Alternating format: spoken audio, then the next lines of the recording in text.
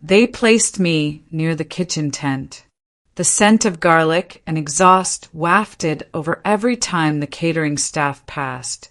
My name, Sarah Calder, sat crookedly on the place card. Not Sarah, not even spelled right.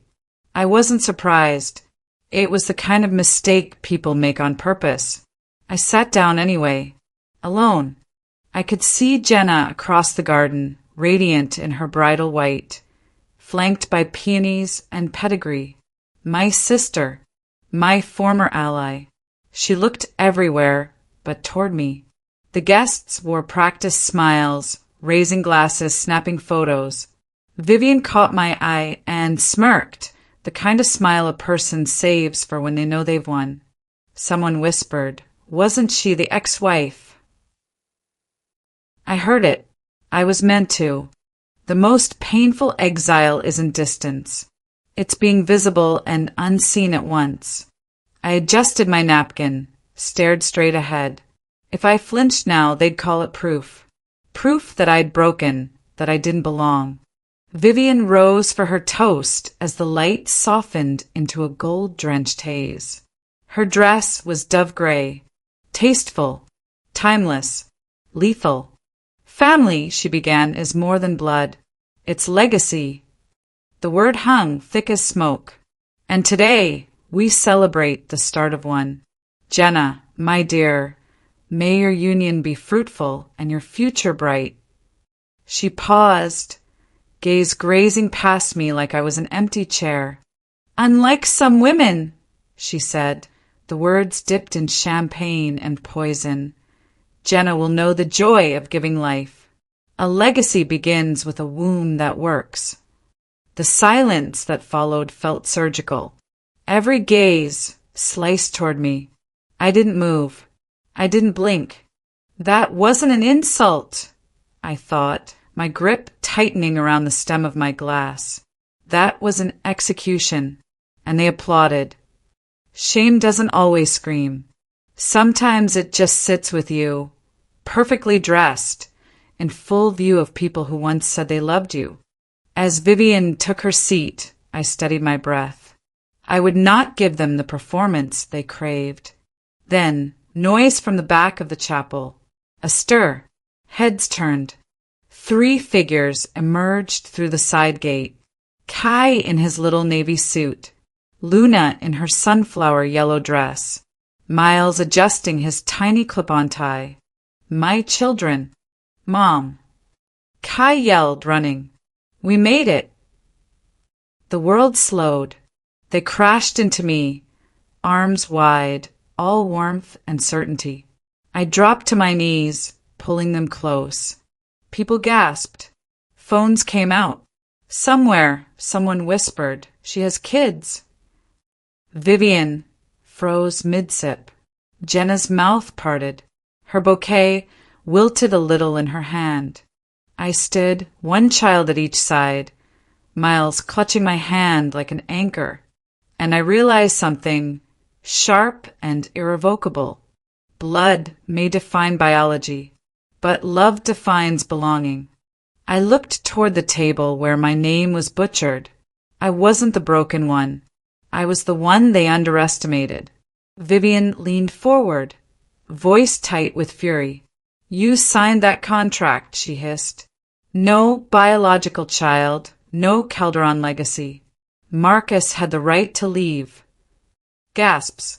A man near the centerpiece stiffened. The woman beside him leaned in. I turned toward her, voice even. I refused to be livestock, Vivian. You wanted an heir.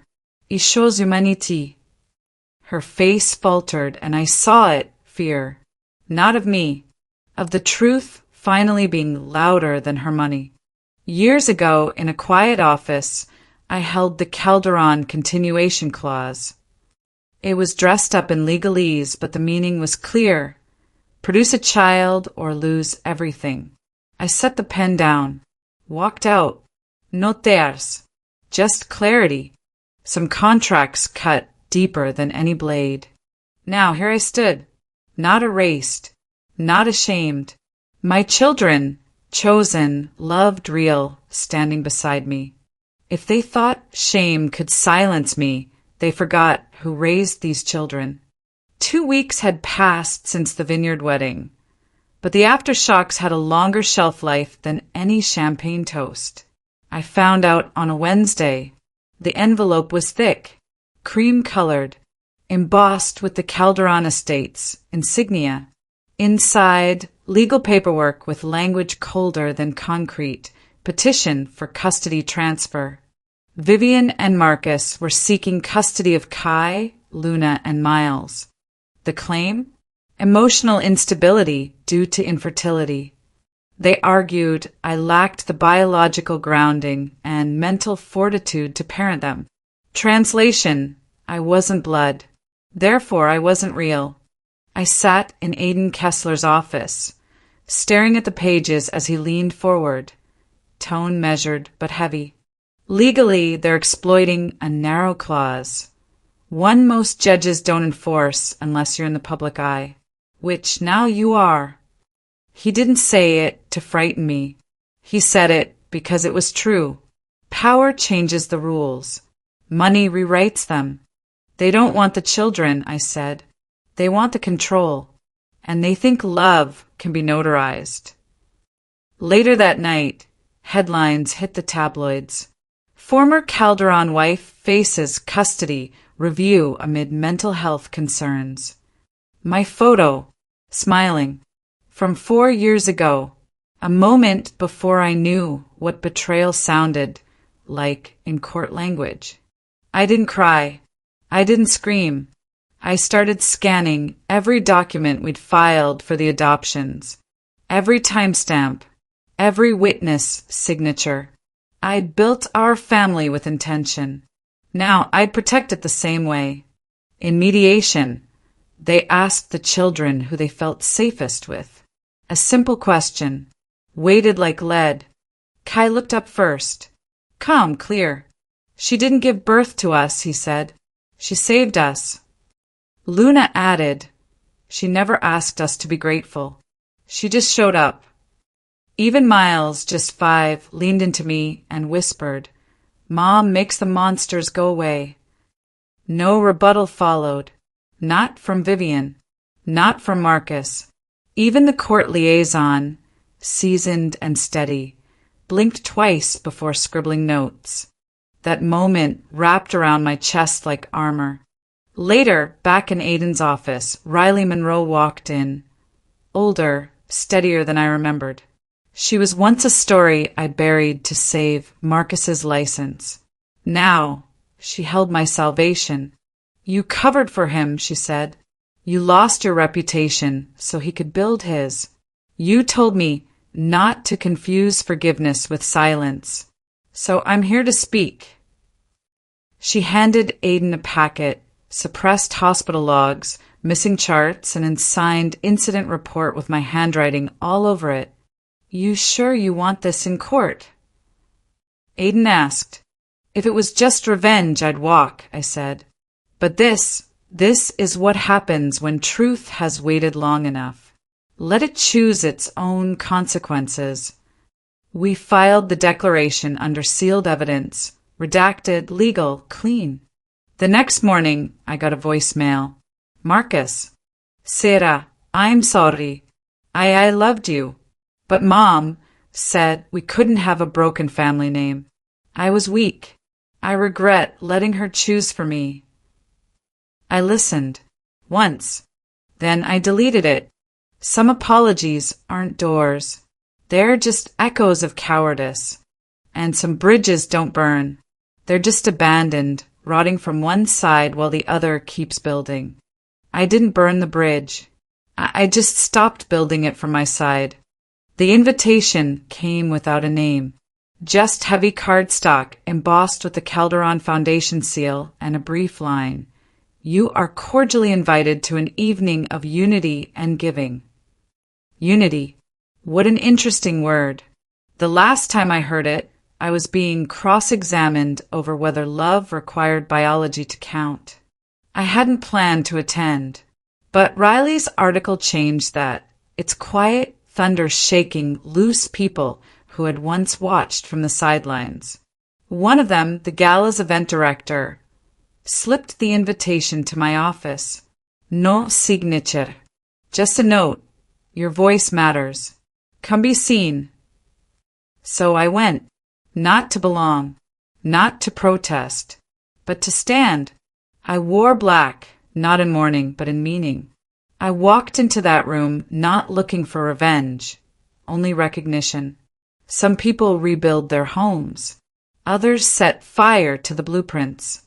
Inside the grand ballroom, everything glittered. Crystal chandeliers, waiters in white gloves, polished donors who only whispered judgment. Marcus shook hands like a politician. Vivian moved through the crowd like a monarch. Jenna laughed too loudly near the press table, her designer gown loud enough to drown out conscience. And yet, they couldn't see it, that the room wasn't theirs anymore. Midway through the awards, I heard my name. I froze, not in fear, in clarity.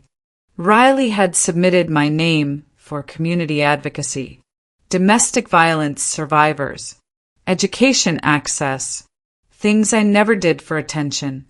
I stepped onto the stage with a folder in hand, the kind lawyers carry, the kind no one expects from the quiet woman they tried to erase. I stood behind the mic. The lights didn't blind me. They finally illuminated me. I was told this night is about transparency, I said, my voice steady. So I'll offer mine. I opened the folder. These are internal memos from the Calderon Foundation. Anonymous LLCs rerouted adoption stipends into private accounts. Legal benefits intended for children, redirected for image management. I didn't accuse. I didn't raise my voice. I read. Signed affidavits from former staff. Redacted bank statements. A forensic trace on digital files. Evidence of plans to file for custody, not out of care but leverage. Some of you know me as the woman who couldn't have children, I continued. But I didn't come to expose anyone. I came to unburden myself. You'll carry what's left. Screens lit up behind me, proof, not performance. Marcus looked like he'd forgotten how to breathe. Vivian didn't blink. Jenna clutched her wine like it was life support. No applause followed, only the kind of silence that means something has broken and won't be rebuilt. Then came the question, a reporter's voice through the crowd. Are those children really yours? I didn't answer, because they did. Kai stepped forward first, Luna and Miles flanking him, holding hands like they'd practiced for this moment their entire lives. Luna, we chose her. Kai, she didn't inherit us. She fought for us. Miles tugged my sleeve, then faced the crowd. She's the only one who sees me. In that moment, I didn't cry. I just breathed for the first time in years. Vivian backed away. Her empire had always been polished, but it was never built on truth. And truth has a way of echoing longer than reputation. I left without a word, declined every microphone, declined every follow-up. At home, I opened the last envelope for Marcus, then paused. It didn't matter what it said. I burned it, gently. No malice, just finality. A week later, Riley published her final article. Bloodlines are not destiny. Aiden called. Custody was now airtight. The children mine. Legally. Fully. Unshakably. My parents sent a short message. No apology. Just a memory. I replied. You raised me just enough to raise better. That was all that needed to be said. And when someone asked me if I'd ever forgive them all, I answered with a smile that wasn't bitter. You don't have to hate someone to never let them in again. That night, I didn't reclaim my past. I rewrote my legacy.